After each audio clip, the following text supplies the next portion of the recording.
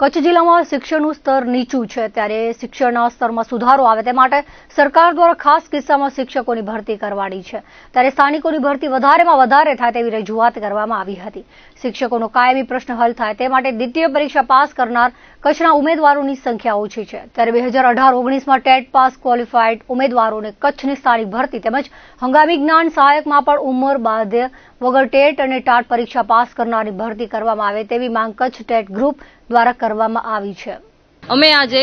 કચ્છ વિસ્તારમાં કચ્છના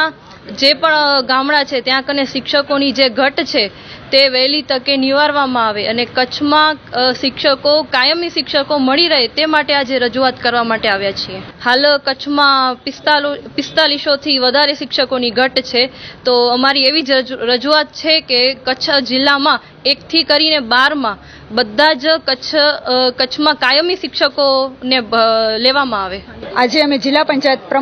પ્રમુખ સાહેબને મળવા માટે આવ્યા હતા અને 1 થી 12માં ધોરણમાં જે સ્થાનિક ભરતી છે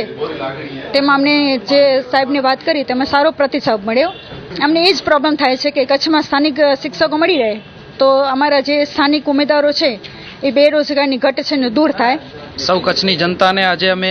કચ્છની જનતા વચ્ચે આજે અમે જિલ્લા પંચાયતમાં કચ્છના જે ટેટ અને ટાટના ઉમેદવાર છે એ બધા અમે ભેગા થયા હતા। હાલ ગુજરાત સરકાર દ્વારા જે કચ્છની સ્થાનિક ભરતી જાહેર કરવામાં આવી છે તો આપણી કચ્છ એક અંતરિયાળ પ્રદેશ છે અને સરહદી જિલ્લો છે એની અંદર ઘણા બધા શિક્ષકોના પ્રશ્નો રહે છે। હાલ આપણે ધોરણ 1 થી 8 જોઈએ, 9, 10 જોઈએ અને 11-12માં સતત એમાં કચ્છમાં જે શિક્ષકોનો ઘટ છે સતત ચાલ્યો રહે છે। બહારથી જે શિક્ષકો આવે છે એ સતત થોડાક વર્ષો રહી પોતાની બદલી કરીને ચાલ્યા જાય છે। તો હાલમાં સરકાર દ્વારા જે ભરતી જાહેર કરવામાં આવી છે સ્થાનિક ભરતી એમાં અમે